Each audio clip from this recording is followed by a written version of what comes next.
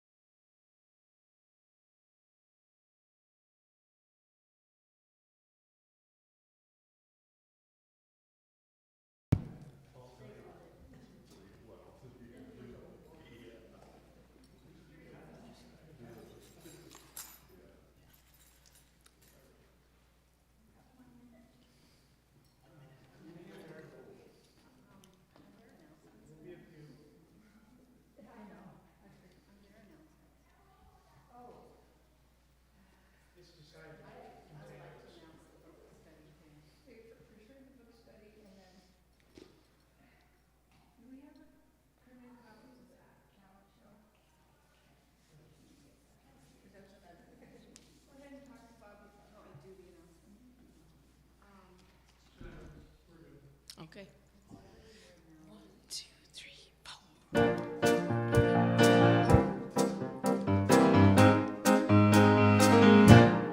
I'm in. We tricked you.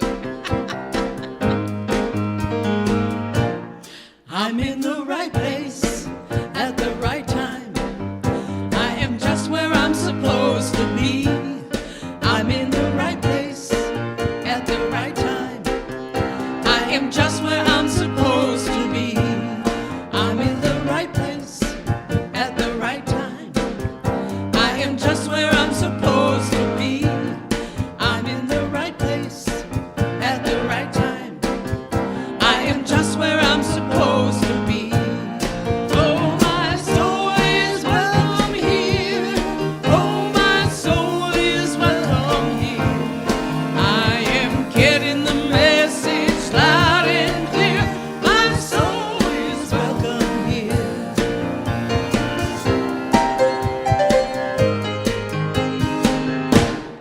I'm in the right place at the right time.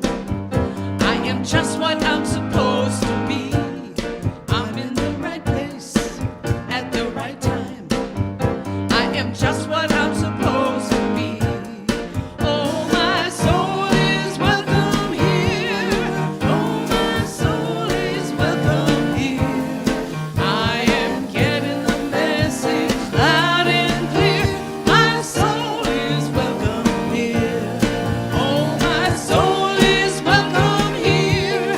Oh, my soul is welcome here. I am getting the message loud and clear. My soul is welcome here. I am getting the message loud and clear.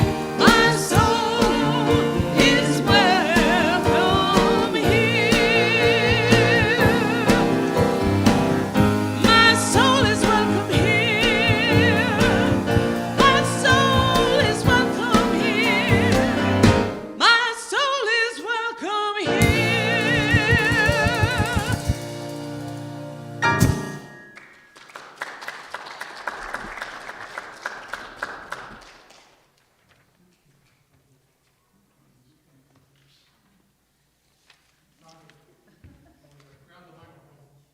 That's what I was wondering. This is all new. Hope that wasn't on video. Okay. Things have changed since I've been here, so. Anyway, good morning. Good morning. Good morning. Yay, that's better. Let's get a live unity. Okay. Thank you so much for the song by Daniel Nemad, and I'm welcoming you this morning for the music team. And good morning to our Sunday worshipers. And I'm welcoming you. I'm Bobby, and I haven't been here for a while, so I'll warm up in a second. Anyway, thank you for joining us, and also for everyone at home joining us. And even though it looks like not everyone's here, they are. They're still here in presence. So we connect with you, those of you that are at home. We welcome you for being here with us too. And I want to thank you. And also, this morning we have a special speaker. And when I asked him how he wanted to be introduced, well, he told me just a guy that's willing to share his journey. So this morning the message is the 12th power of life, the 12th power of animation, vitality, presence, and will be presented by just a guy willing to share his journey, Jeff Tawney. So, special thanks to Nikki, Sandra, Chris, Byron, and Wayne for running the sound, and all the volunteers that help keep the service going. And for everybody for giving me a little, freedom today to be a little nervous because it's my first time back in a long time. So thank you for that. We're happy to have you back, Bobby. Yeah, Nice. I'm happy. I miss you. I miss everyone so much. Is there anyone here that's new? Because I haven't met a couple of people that I see. Your second time. Okay, I'll meet you after because I haven't met you yet. Okay. Well, I'm glad you're back. That's awesome. Give her a hand. Yeah. Okay. So now we're going to hear some opening music. We're going to make some music. Y'all have to stand up and sing. Oh, we have to sing along. Okay. Yep. We've done it a number of times, so just sing along with whatever you know and make up the rest. I don't care. Joyful. Except for you, Lloyd.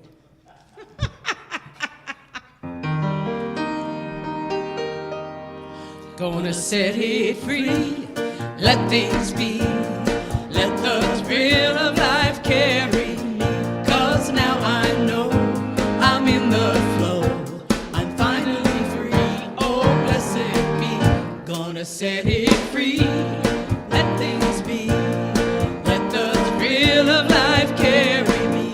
'Cause now I know I'm in the flow, I'm finally free, oh blessed. Life unfolds with grace and ease, endless possibilities. They're everywhere, they've always been, when I choose to let them in. Set it free, let things be, let the thrill of life carry me. 'Cause now I know I'm in the flow, I'm finally free, oh blessed be. I've outgrown those smaller dreams, the way they used to limit me. I make the space, invite love in, magic fills my life again. Instrumental interlude. But you can hum along if you want.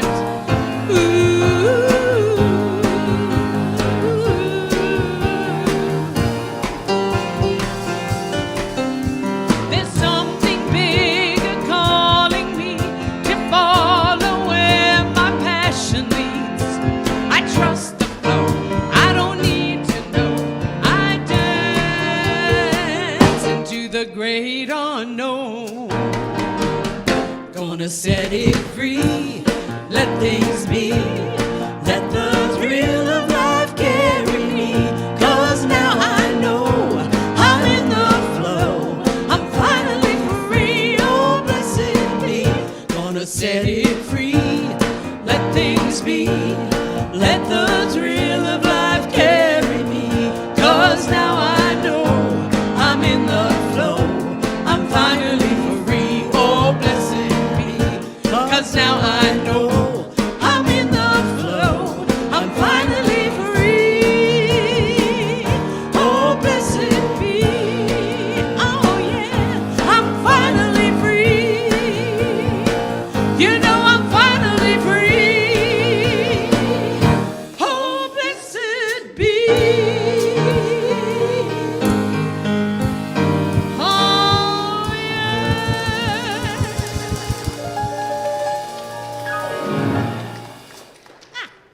you awake now? Good. Yeah, me too. What a way to start the day, right? That was awesome. Good sing along, guys. I appreciate it. I'm sure Sandra appreciates it too. Okay. So, right now, we are going to do our vision mission statement. Oh boy, it's over there. Our mission, touching hearts, transforming lives. Our vision is offering a positive path for spiritual living. And so I guess together we do the affirmation. Yes. We embrace divine inspiration, guiding us to manifest the highest good for our community as we co-create our future. Thank you. Okay, now, peace statement. Now we're going to read this peace statement. Unity stands for peace in the presence of, for love in the presence of hatred, for forgiveness in the presence of injury. Unity honors the many names for God, the many paths to God, the many ways to worship God, for there's one power and presence of God, and that God loves each one of us equally. And I'm glad for that. All leaders, they're leaders, they're people to turn to God by whatever the name for guidance during these challenging times, and to pursue peace, not war. For this is what honors the God of all our faith traditions. Thank you so much. Now, if you would just greet your neighbor, stand up and give your neighbor a greeting. Namaste.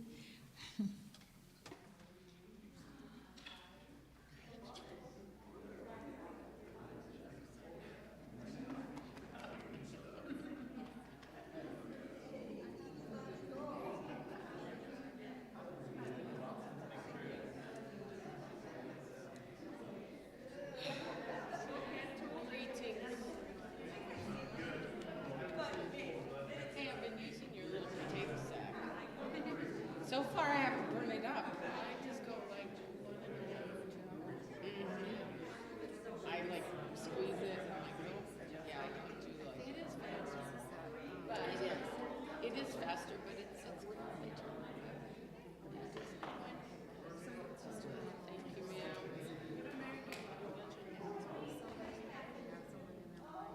Hats for what?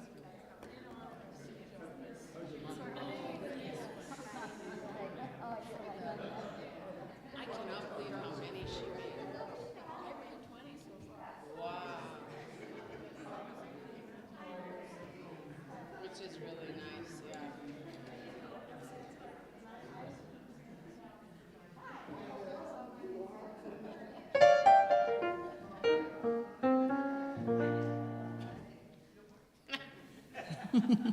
Okay, if we want to take our seats now. Next, we're going to share a little nugget with you from the daily word for today. So if you can just kind of center yourself for a minute and find your heart center and listen to the words. I practice acceptance and find peace. In the past, I've resisted unwelcome situations and unwanted outcomes. Over time, I've learned that my resistance did little more than leave me agitated and unhappy. I have learned to trade resistance for acceptance. Accepting situations as they are does not mean I like what's happening, but it does mean I'm willing to be present to it without resistance or struggle. From that place, I'm better able to work toward creating better conditions for myself and others. When I practice acceptance, I invite the presence of God to inspire and comfort me. I shift my attention from what might feel wrong to that which is always right, the absolute, unchanging goodness of God. Not that I am referring to being in need, for I have learned to be content from whatever I have. That's from Philippians 4:11. Thank you. Now is the time for silent. Take a moment to, if you have anyone that you want to pray for or that's on your heart today, we're just going to have a little moment of silence, and I guess you can say their name out loud if you need to, and we will join you for that person with our put our energy together and lift them up. So as you get silent, then go ahead and when you're ready, say the name of that person that's on your heart. Penny.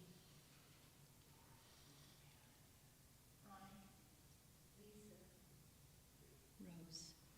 Me.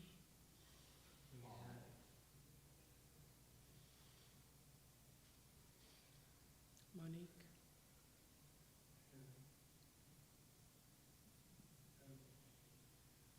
Steve.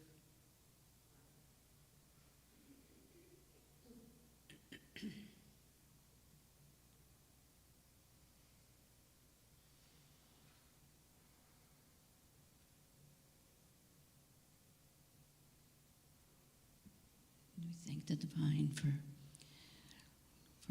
lifting these people up and being with them. Thank you. Okay. Sandra, the musicians are going to play some music now to introduce us to the message. So I'm going to give it away to Sandra and the team.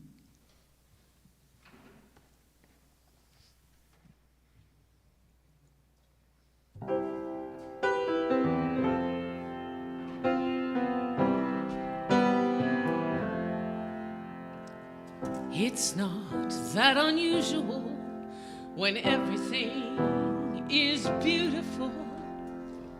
It's just another ordinary miracle today.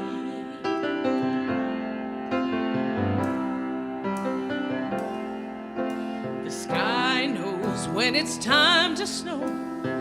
Don't need to teach a seed to grow. It's just another ordinary miracle today. Life is like a gift, they say, wrapped up for you every day. Open up and find a way to give some of your own. Well, isn't it remarkable that every time a raindrop falls, it's just another ordinary miracle today. Birds in winter have their fling, but always make it home by spring. It's just another ordinary miracle today. When you wake up every day, please don't throw your dreams away. Hold them close to your hearts, 'cause we are all a part of the ordinary miracle. The ordinary miracle. Do you want to see a miracle?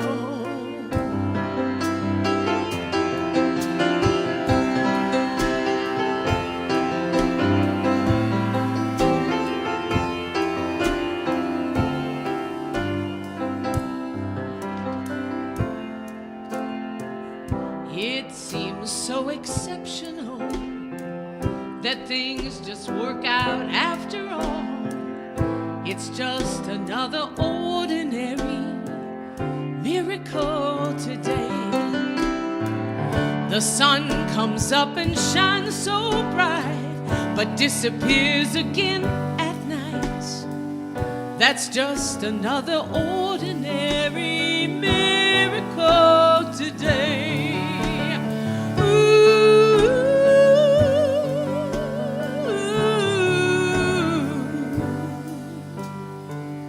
It's just another ordinary, just another ordinary.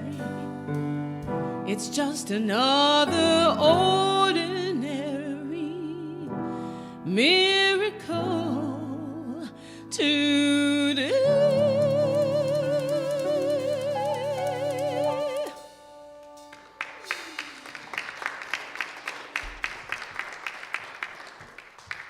Thank you, Sandra. You guys are so fortunate. You have such a talent. And I messaged her it was a couple of weeks ago when I was got the invite and was choosing a topic. And I said, well, I didn't quite have everything together. And as my practice goes, I contemplate and read and listen and kind of go inward. And so, but I always am confident she's always going to be right on track. So I appreciate that. I have to tell you, I really appreciate. It's been a while since I've been here, and I really appreciate the opportunity that I have, that you guys give me to come up here and speak. As when Bobby asked me how I wanted to be introduced, it's, I don't have any titles, I don't have any degrees, I don't have any ordinations or anything like that. I just consider myself, and I feel, and I've embraced the fact that my gift is just being an ordinary guy that's willing to be vulnerable and share the things that I'm learning in life. And the things I'm learning today are much different than the things I might have learned, 5 or 6 years ago. But I keep plodding ahead and I keep moving forward, and I'm willing to admit my mistakes and my shortfalls and my shortcomings because I believe that there's a purpose in it, and there's a purpose in the trials and the things that we go through. And I'll talk a little bit more about that in a little bit. First, I want to share a funny story with you. A Rottweiler, a Labrador Retriever, and a cat go to heaven. And when they get there in front and stand before God, God says, how can I help you? And the Rottweiler steps forward and says, well, I think I should be sitting on your right hand because I'm strong, I'm courageous, I represent order, I'm going to protect you, and I'm going to be there to serve you and be loyal. And God nods and says, very well, you may take the right hand.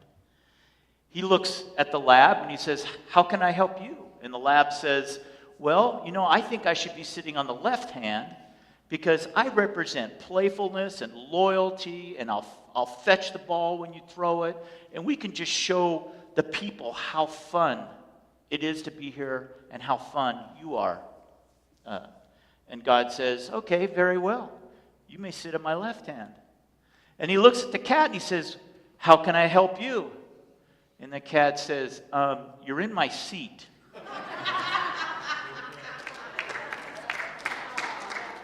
And I think it goes without saying, when I heard this story, and I think it goes without saying that if there's anything that knows its purpose in life and what its purpose is, it's a cat. And for those of you that are cat lovers, I know you know that. I'm a dog person, so I'm very loyal to the dogs. But anyways, I find the cats always know their purpose. So as we talked about today, we are going to talk about the power of life, the 12th power, and I'll share with you how I came upon this topic. We've been taking David's Delve into the 12 class. And what David did was he handed out, there was exactly 12 of us, so he handed each person a booklet and a name tag and said, you picked a card, and you randomly picked the card, and my card was life. And he had associated with that, he had the name of a disciple that represents each of those 12 powers. Mine was Judas. And if anybody knows the things that I've been going through in life, being sought out as a Judas right now is very hard. And so I really questioned David. I'll be honest with you, I was offended. Because I was like, nobody thinks of Judas in a good light. I mean, if you're considered a Judas, Judas is the bad guy, right? And so I thought, okay, well, obviously there's something for me to learn here, and so I'm going to embrace that and take that role on, not the role on, but I'm going to take the assignment of learning what it is to be life. And so I'm going to skip to the end real quick, and that is, I still don't know what Judas has to do with life. I'm hoping David's going to reveal that to me, but in my readings and studying and in my time, I learned a lot about the 12 power, but I still haven't connected the dots to Judas yet. But I'm looking forward to that. But our biblical reference today is Genesis 2:27, and the scripture says that then the Lord God formed man from the dust of the ground and breathed into his nostrils the breath of life, and the man became a living being. And in his book, Keep a True Lent, Papa Charlie, as Reverend David Wormley calls him, says the first step in the realization of life is always to know that God is life abundant. I'm omnipresent, eternal, and his second step is to make positive connection with God life by declaring oneness with it. So those are going to be our references today, and I'm going to actually be speaking to you based on the book that we're doing in the Delve into the 12, which is this book by is it Linda Martella Whitsett, which is called The Divine Audacity. And in that, she talks about three things as it relates to life. There are three faculties as it relates to life. The first faculty is animation. The second faculty is vitality, and the third faculty is presence. So we're going to look at each one of those. So in the first faculty, animation, animation meaning liveliness or vivacity or spirit. It means to move forward, upward, and onward, which I never really thought about because when I think of animation, I think of Disney, I think of cartoons. But basically, if you look at it, what they're doing is they're taking an image and they're projecting that image into something that's moving, right, that becomes alive, and something that becomes in motion and you can connect with. So when it talks about that life, as far as relates to animation, that life is in constant motion, it's ever expansive, we see that in that definition of animation. One of the pictures that I had, and also referred to in the book, was the imagery of being at the ocean. Now, if you saw a picture of the ocean, you would only see one dimension of that. You would not necessarily hear the waves and feel the sand and feel the wind at your back and feel the tugging of the ocean when you put your feet in the sand. And that's when it comes alive, is when you're there. And it's a whole environment that comes to life when you're there and you allow yourself to be in the presence of that and be in the rhythm of what it is. One of the things she writes in her book, which I thought, I love this, it says, the opposite of life is not death. The opposite is stagnation. The currency of life is divine ideas, the limitless possibilities that we either quash or set in motion. God doesn't give life like we give presents. God is life, and you give life to your dreams, your intentions. So remind yourself, I give life to my dreams, the dreams I give life to.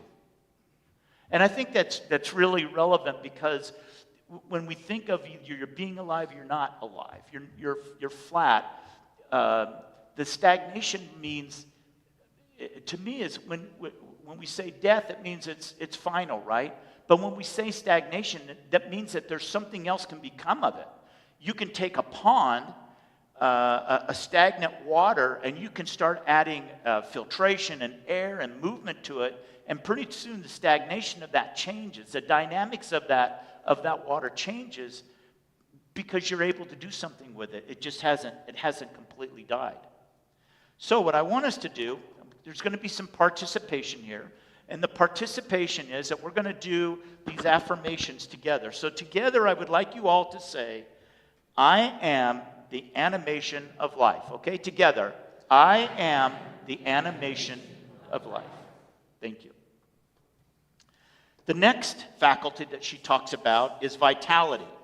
And vitality stems from the word vital, meaning that it's essential, it's necessary.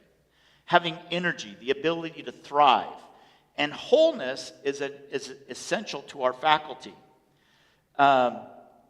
Wholeness is our true nature, our essence, our key to displaying our life faculty.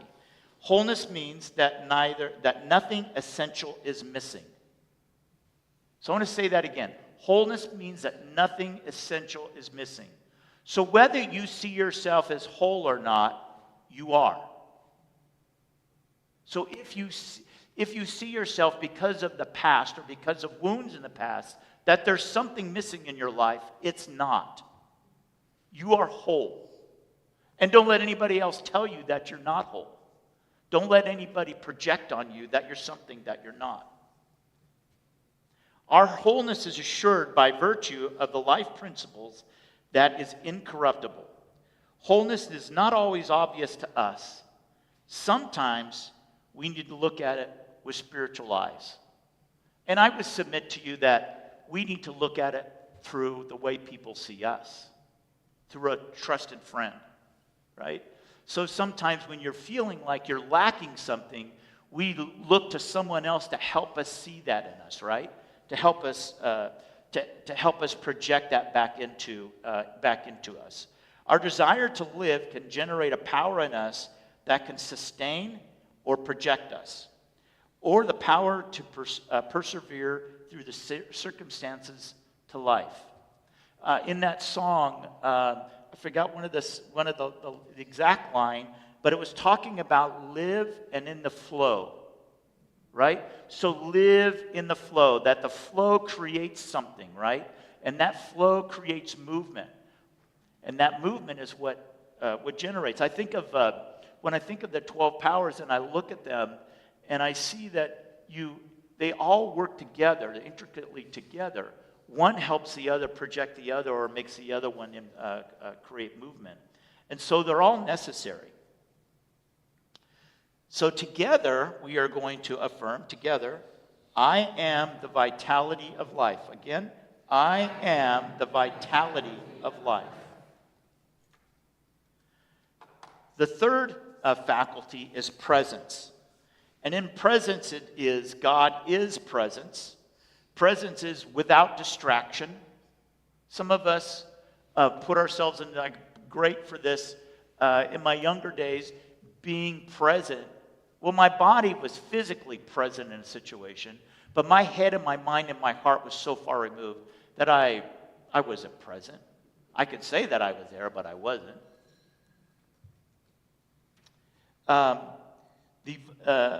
Presence is the vibrational evidence of life. I'll talk about this in a couple of examples that we're going to look at, but how that vibration of presence can mean something even when you don't say a word. Even just being in the room or being present in the situation. If no words were if no words were spoken, what would people sense? Have you ever known somebody that I used to get teased that someone said I usually walk into a room mouth first. I like to think that I don't do that anymore, but that was the definition of a sanguine personality profile. They always walked into a room mouth first. But there are certain people in our lives that we're familiar with that as soon as they walk into a room, you can feel the difference. You can feel the change. Now, it could be very positive, but it also could be someone that walks into a room and takes the air sucks the air right out of the room. That's still a presence. There's still a presence there, but it's not necessarily a positive presence, right? But it is a vibration. It is something that you feel and that you sense.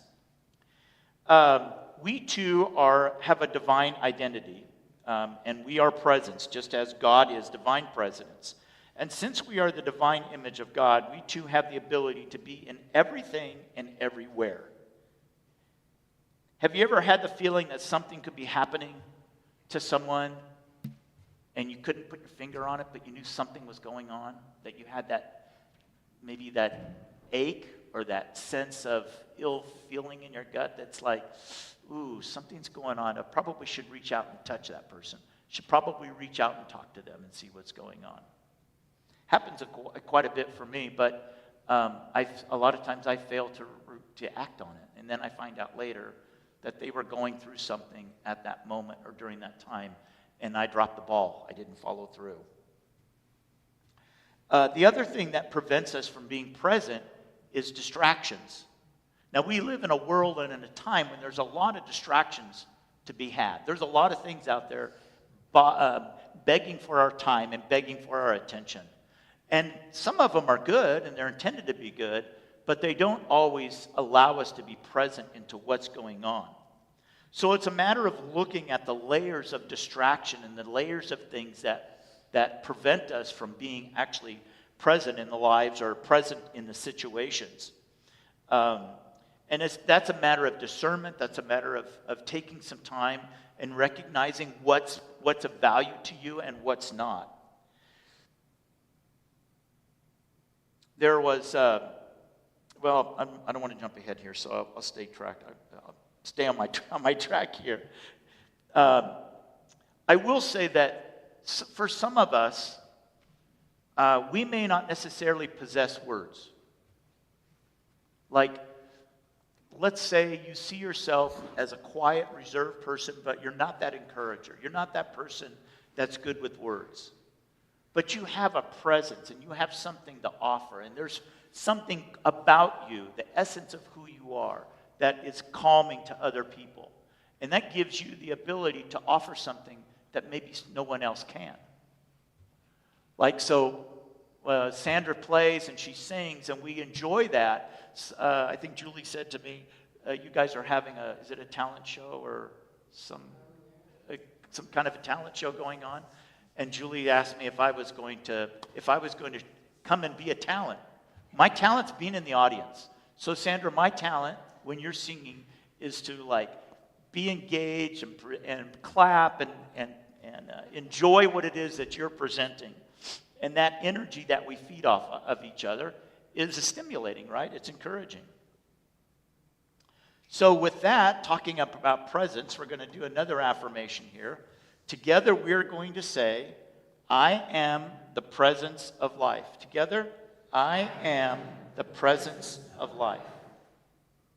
Now, let's just take a look at some of the limitations that we place on ourselves that prevent us from being that life.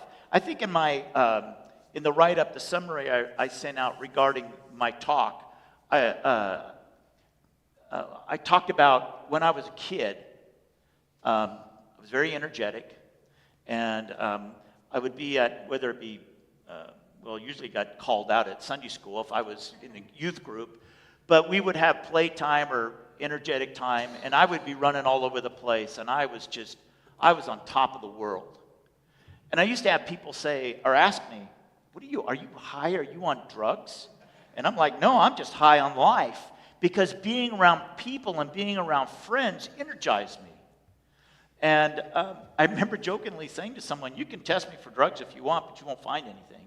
Because I don't need drugs to get me to feel this way. I'm energized by the people and the friends and the things that I'm with. But there are limitations that we can place on ourselves that prevent that, maybe prevent that from happening, that prevent that life. Now I look at two things came to my mind. Bubbles and boundaries. Okay? So bubbles are basically things we project onto the world outside, and boundaries are put in place to protect us. There's a distinction between the two. The bubbles are the stories we tell ourselves or others, okay? And boundaries are for those who deserve it. So there are people in our life we need to protect ourselves from because of hurt, or maybe we're in the process of healing certain wounds, family members, whatever, friends. There are people that right now is not a good, they just seem to poke that wound, and in order for me to heal, I need that wound to be protected. But bubbles are different. Bubbles are those limits we place on ourselves and on others. Now, example of a bubble, let's say that one of the bubbles could be that we say we love something, yet we don't know its entirety. So you get a new car, and you have that car for the first 3 weeks, 4 weeks, and you're like, I love this car. This is the best car I've ever had. I love, love, love this car. And in that time frame, and in that bubble of that time frame, you love that car. But then all of a sudden, time goes by, and you realize, I'm not so happy with this car. I don't like the way the steering. I don't like the way it operates in the snow. I don't like the color so much. But yet you still project to people that you love this car. right? You're not willing to project the honesty or the authenticity of like, yeah, I love this car, but there are certain things I don't like about it. Because that might be a reflection. People might think the reflection on you is like you made a bad decision. But it's like, no, I didn't make a bad decision. It's just I've had time to get to know what this vehicle is capable of and what it does and how it functions and how I fit. And I realize I don't really like it anymore. The other thing that bubbles can do is it can place limitations on the people that we're with. So the limitation being that I'm going to project this about myself, and I'm not going to let people in or let them know about who I really am because I don't think they can handle it. So I'm placing a limiting belief on that person that I don't think that they can accept who I truly am. And really, you're not just placing a limitation on them, but you're also placing a limitation on yourself because you're not giving them the opportunity to show who they really are. Our world and universe is expanding every second. New discoveries, new awareness. The meaning of an abundant life is seeing all that is. As I said, boundaries are protection, and they're for areas when we're wounded. The problem with boundaries and bubbles is that we get comfortable with them. So we can live inside of this bubble, and we're like, yeah, I kind of like my life here. I don't want to venture outside of this bubble. And the question would be is like, are you really living life? Are you truly experiencing all that life has? Or are you limiting yourself? From an inward perspective out, we don't see how big we can make them, that being bubbles. And what usually happens when a bubble bursts? It can be pretty messy, right? Ask anybody that's blown a big giant bubble gum and gotten them all over in their hair and everything else. Another limitation that we have is regrets. It's interesting that as I was preparing the talk last week, I'm pretty regular watcher of CBS Sunday Morning, and they had this couple on. They weren't necessarily a couple, but two different authors. And the one author, Daniel Pink, wrote a book called The Power of Regret: How Looking Backward Moves Us Forward. And one of the things he said in his book is that most people regret not taking action, which I found a lot of times we regret the things that we do. But his point was that we regret more not taking action and not doing something more than taking action. Because when we regret the things we don't do in life, more than we regret the things we do, we get into this ongoing wonder of what if? What if I had chosen differently? What if I had met this person? The second author in this story was about a lady who met a gentleman. They had gotten acquainted and saw each other, and then they had this plan to meet magically in France for a rendezvous. They were both single, of course, and everything was. And she was at this hotel, and he never called, never showed up. And she went away just sad, like wondering what if.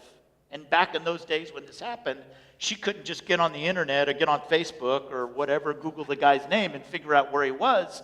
So she just went about her life. Married. Years later, she looked him up and sent him an email and said, by the way, are you this guy such and such? And he responded, yes. Only to find out, she's like, what happened that day when we were supposed to meet? And he said, I flew to Paris. I was there, but I could not find your number. So I couldn't call you. I had no way of getting a hold of you. I had no idea where you were. And so I turned around and went home. In all those years, she had projected a story that he didn't love her, blah, blah, blah, right? Only to find out that it was the opposite was true. And they eventually met and talked and that sort of thing from the standpoint of just connecting.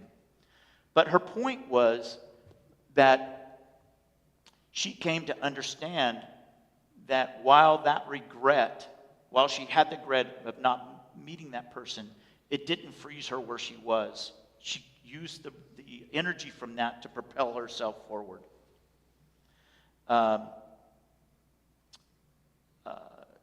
So anyways, he did say in his book that romantic regrets can last a lifetime. So utilizing the energy and power of regret as a tool to move us forward, using it to make positive changes in your life. Now I want to take a look at two separate, I hit the wrong one, Byron, I'm sorry. I saw the red button and thought, don't press that. So I want to quickly look at two situations, examples of living life and what it looks like. The first one I've shared with you about the story of my son and his life-threatening illness. The picture on this left is him being airlifted to UW in the late September of 2018. Actually, that would have been, I'm wrong on that date. That's October of 2018. He's being airlifted. And then the second photo is him on April 2019 when we did Bloomsday. When Jared was in the hospital and I came and visited him the first part of his sickness and met with his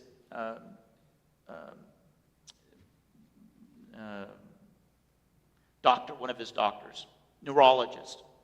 And he had a life-threatening autoimmune disease that rendered him paralyzed. And he at one point was 98% paralyzed. The only thing, he couldn't breathe on his own. The only thing he could communicate with was blinking. And this was, when they airlifted him, this was where he was. But when I was here visiting him, I was here 4 days. The first day I got here, he was paralyzed from the waist down, and all he could do was this. When I left 3 days later, all he could do was this. That's how fast it was happening. And so we're talking with his neurologist, and the doctor says to Jared's like, well, we're asking questions like, when is this going to be over? And the doctor says, look, you need to resolve yourself to the fact that you're probably going to you have a 20 to 80% chance of ever walking again. And it was devastating because my son's new father, he wants to hold his child, and you hear this doctor tell him that. And my son looks at the doctor. First he looks at me, then he looks at the doctor. And I can't tell you the exact words he used because it would not be appropriate. But he basically told that doctor, you're wrong, I'm going to walk again. And the doctor looked at me, because of the language, looked at me like, your son just said that to me. And I looked at the doctor and I said, don't ever tell my son what he can't do. Because he will prove you wrong just to spite you. I learned that long. We did Bloomsday. He walked home. He was able to walk in the house with a walker in February, and in April we did Bloomsday. And he was determined he was going to run Bloomsday. I said, Jared, let's just walk. Let's finish purpose on walking it. So we walked it with a wheelchair. So we did the first 2 miles till we got the big incline. Then he sat in the wheelchair. We pushed him. We get to the base of Doomsday Hill, and he says, I'm walking Doomsday.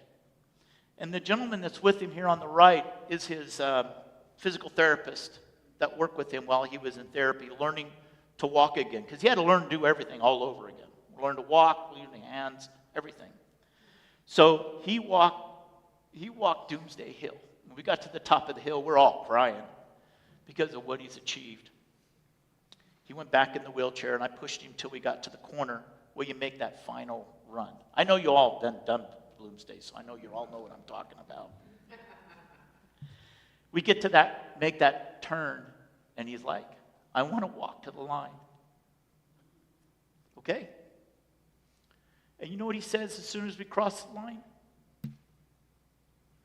I wish I could find that neurologist right now. I wish he could see this. And I was like, I wish he could too. But one of the things about my son that when he was in the hospital was he had this infectious presence.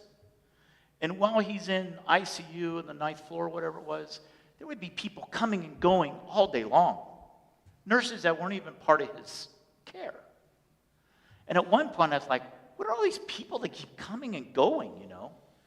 And one of the nurses said, your son is very popular in this hospital. Like, we have people from ICU that come up, or from emergency, that come up and just want to talk to him because of his, not just his energy, but his positive outlook. Like, I am going to walk again. This is not going to define me. And I don't know that I could have been any more proud of who he was then because of what he was projecting. And he said many times, this will not define who I am. It may change my new normal, but it will not define me. And other people sensed that, and they just wanted to go and meet him and talk to him and that sort of thing. And when he went back, I think about a year later, he went back to the hospital just to pay a visit. Everybody was just so gracious and help and excited to see him. It was very heartwarming.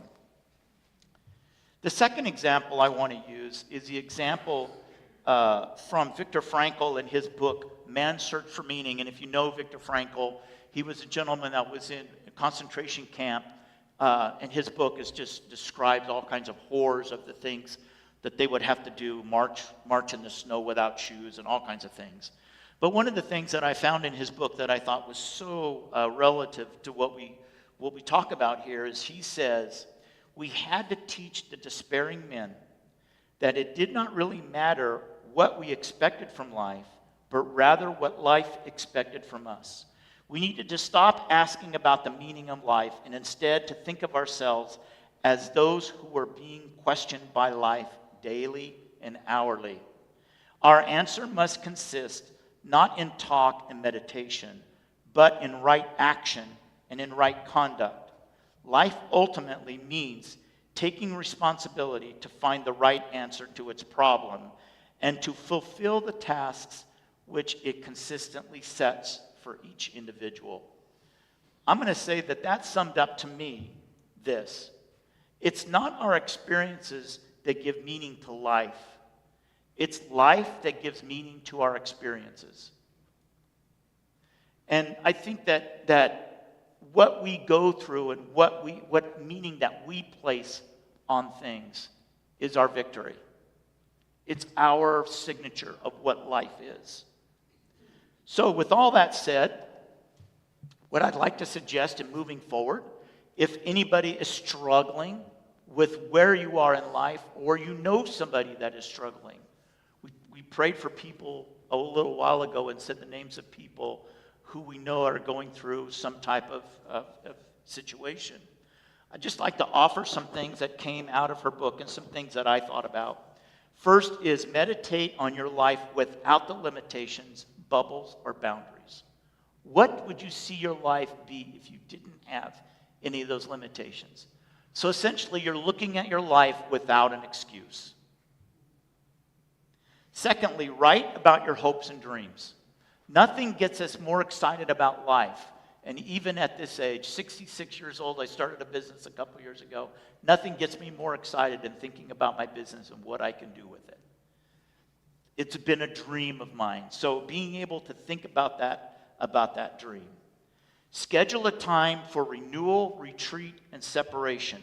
Taking a step back. Taking a step away from the distraction. Getting to a place where you're actually able to just sit and listen and take into what's going on. List the qualities that your friends, family, and co-workers find in you. So looking for those people that may be able to speak spirit to you. Record the affirmations in your own voice and listen to them in meditation. I've taken different meditations and I've actually recorded them and played them back in my own voice. Because there's just something about hearing. I listen to myself talk all day long when I say, oh, that was a dumb move. Or what were you thinking, right? So why not record something positive and listen to that and hear it in my own voice, me telling myself. Describe the evidence you have found to support the truth in life that life is eternal. And then the last thing is journal your progress. Journal, you don't have to journal every day. Maybe it's just writing a note and saving it for something for another day, or writing a note and putting it on a mirror or somewhere that you can remember it. So, I thank you guys again for inviting me up here and allowing me to be a part of your service and your community here. I always enjoy it. Look forward to coming again, and that concludes my talk.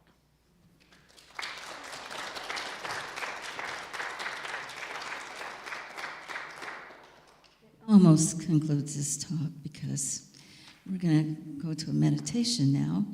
And some of the words in that talk are going to be in the meditation that we're going to do, and some of the thoughts. So before we start, though, of course, we'll get grounded and centered again. But I just also want to let you know that part of the words in this meditation that I'm going to lead you in are from Linda Martella Whitsett, who I guess is the author of that book. Yes. So thank you, Jeff. That was really heartfelt. It was a good message. I appreciated it. Thank you. Okay, so if we want to just get quiet for a minute, and I'm going to sit down for this one. I hope you don't mind. And what I want you to do is find your center. Close your eyes. Find your center. Put your feet flat on the floor. Don't cross them, please. Thank you. Once you find your center, I want you to take a deep breath in and hold it for 3 seconds. Moving that breath all the way up to your crown chakra center. Breathe out. Another deep breath in.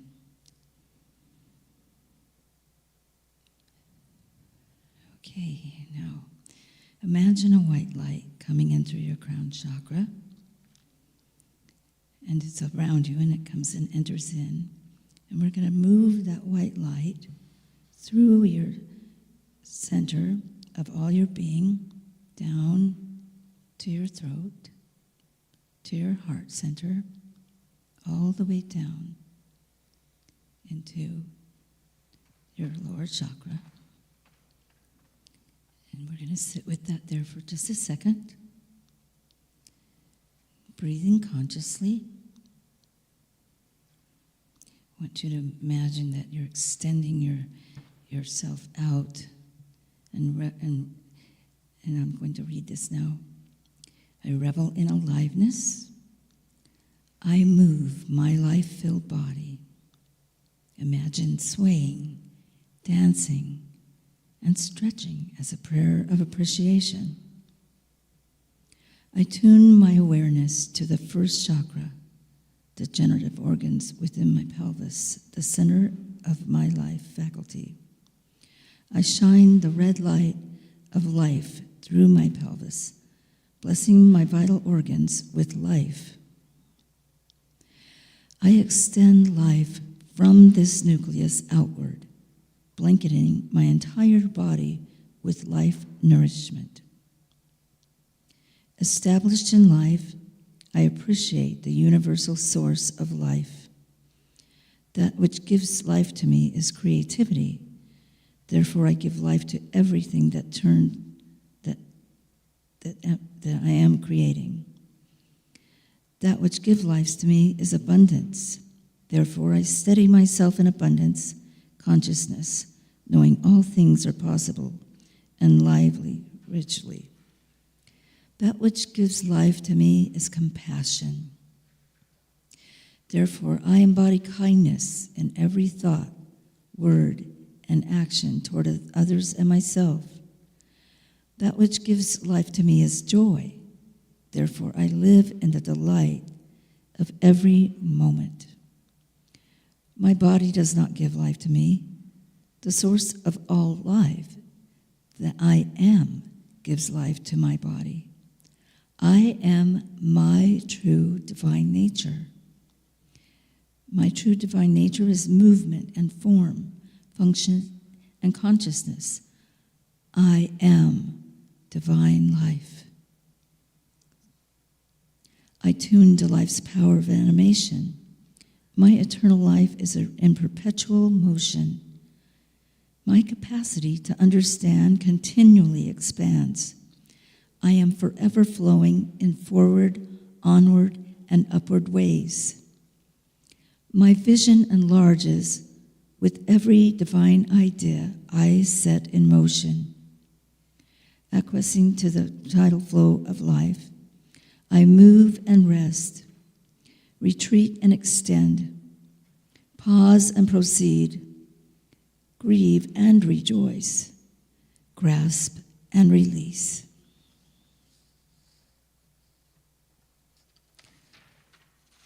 I tune to life's power of vitality. Wholeness is my true name and nature. I am vitally alive in mind, body, and spirit. The intelligence that creates the world is the life within me. I am the invigorating power of divine life. I tune to life's power of presence. I am fully present, a radiating light, and in my presence, others rise to the awareness of their spiritual nature. I am divine life, ever renewing. I am divine life, ever expressing. I give life to divine ideas.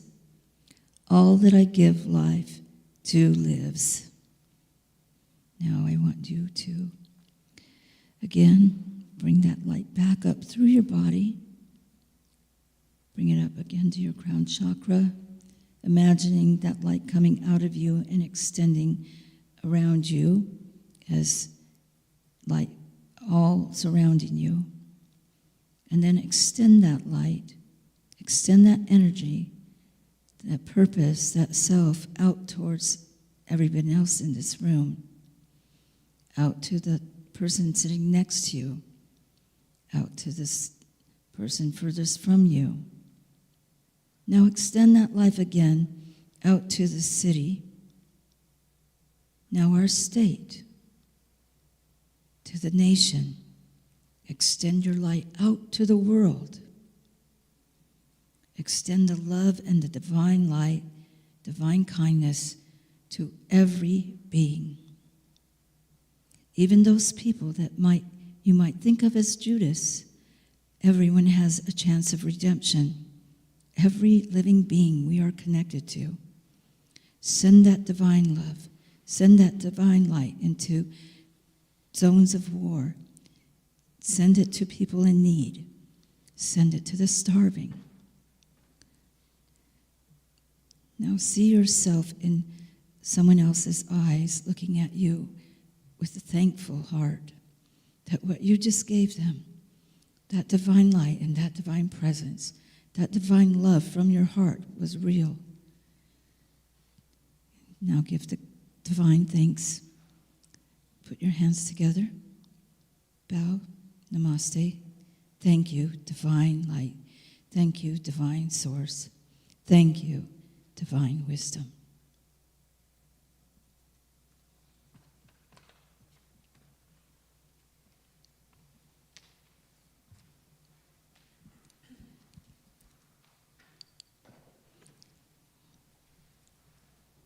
We're going to move on to music again. Thank you, Sandra. And I invite you to sing along on this. We'll start it kind of soft.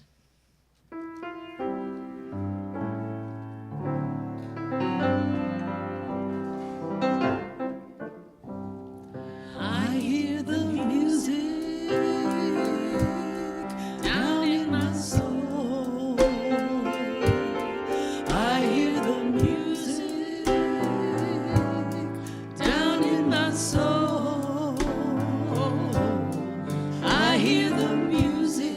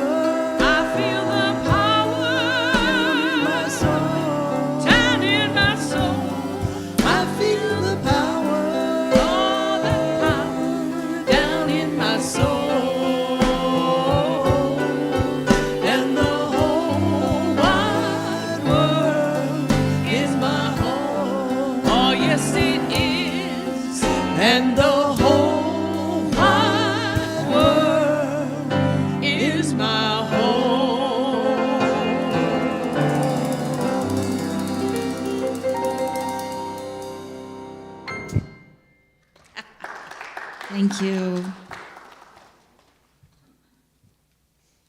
Right now, it's the time in our service for donations. Oh, announcements, sorry. Announcements, it says announcements. Not on here, it doesn't, okay.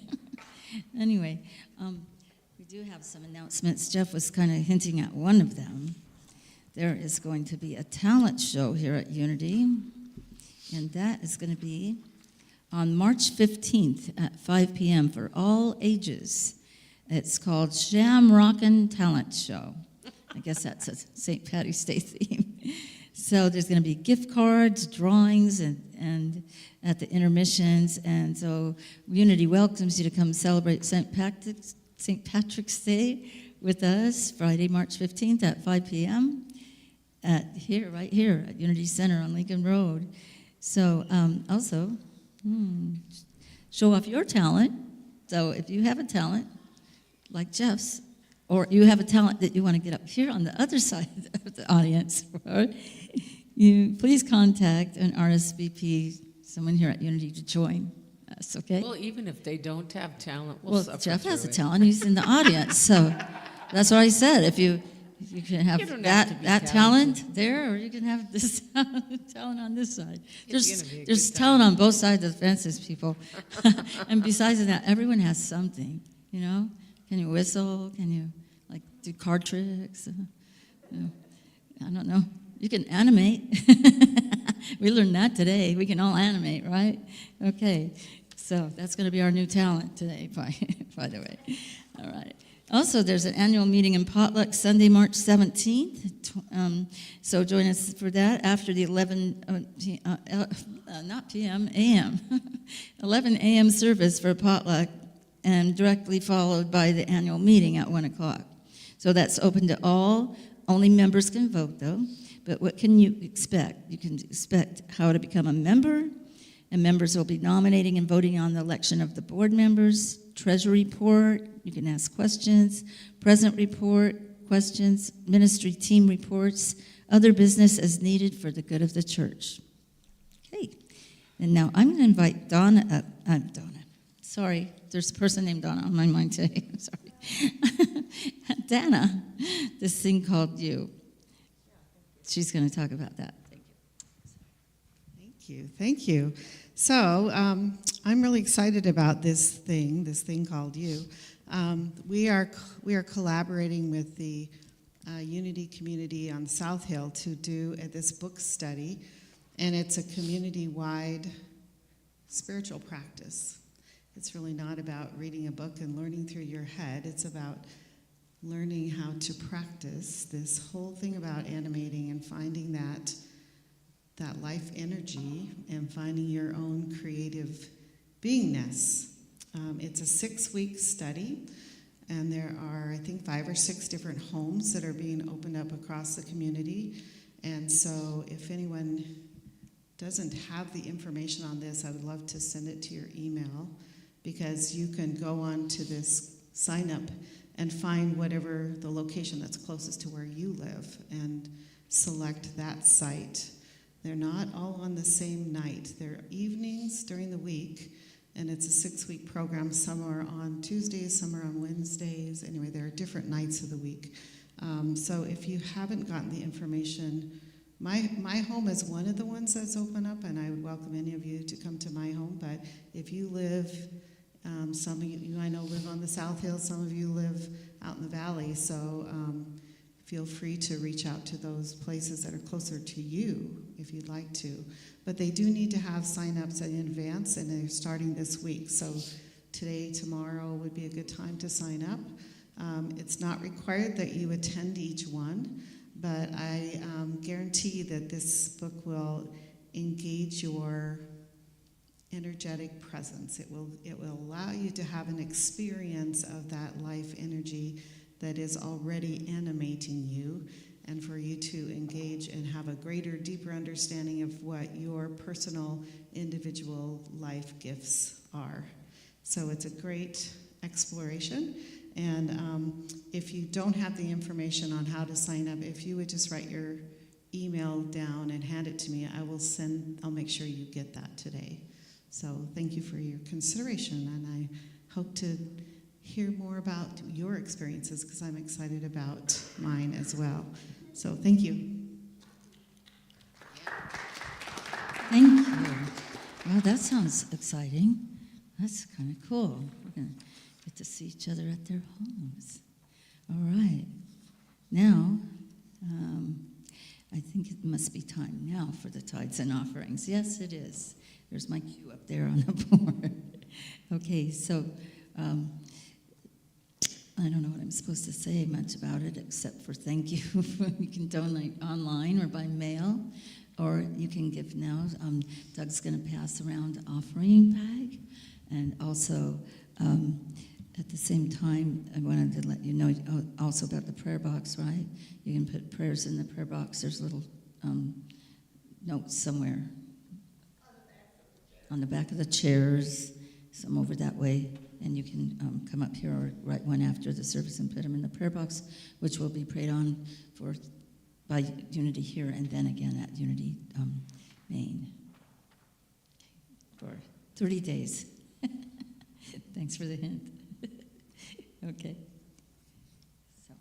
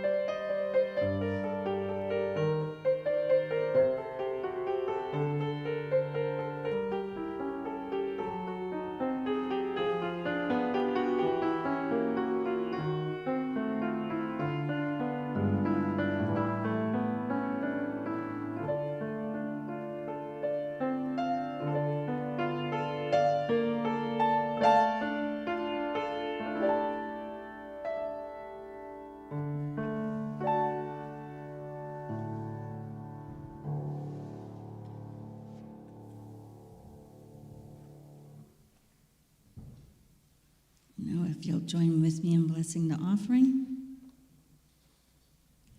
Divine love, in, through, and as me, blesses and multiplies all that I am, all that I have, all that I give, and all that I receive. Thank you. Yes, we've already talked about that, so we're going to invite our Unity youth in now.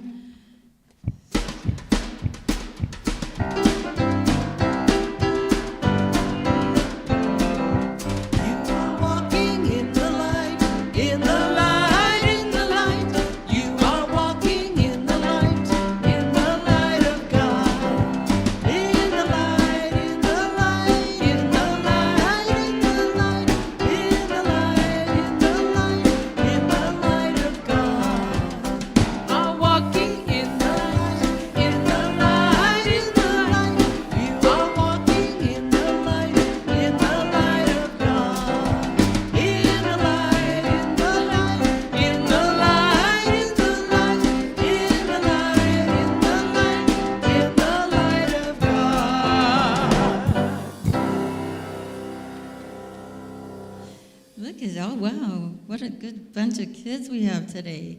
Did you guys have fun today? You did?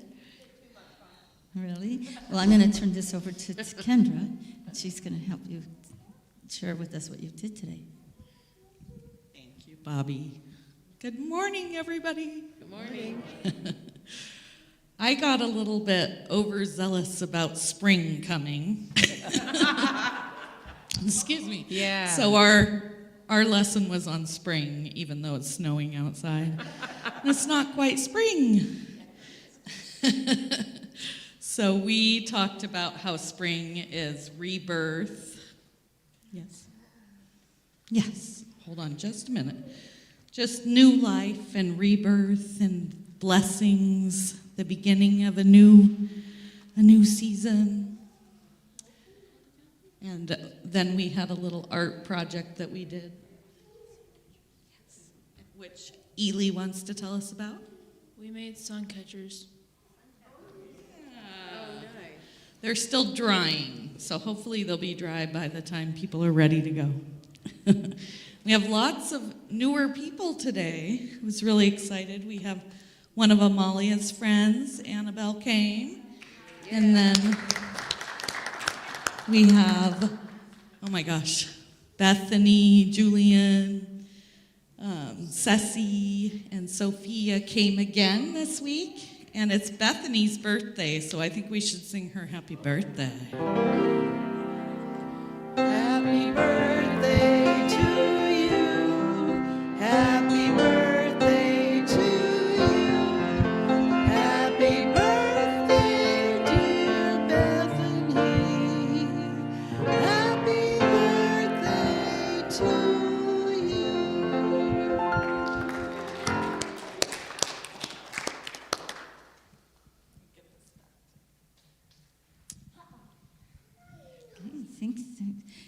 Thanks for being here, kids, today. All right, we're going to do a blessing before you sit down. All right? Everyone help me give the kids a blessing. God loves you and accepts you just the way you are. And I love you and accept you just the way you are. I behold the Christ in you.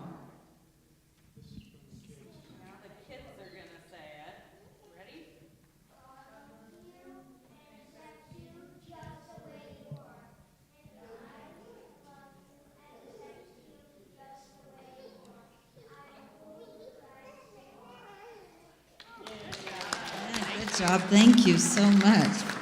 Thank you, kids. Okay. You can, is that it? Okay. Then we're going to gather around now and do the peace song.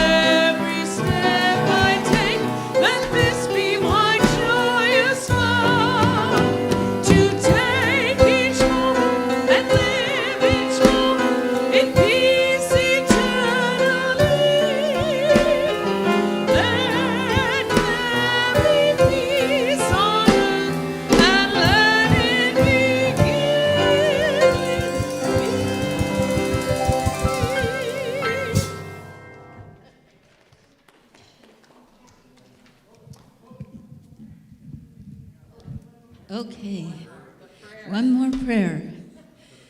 The light of God surrounds us. The love of God enfolds us. The power of God protects us. The presence of God watches over us. Wherever we are, God is, and all is well. Okay, so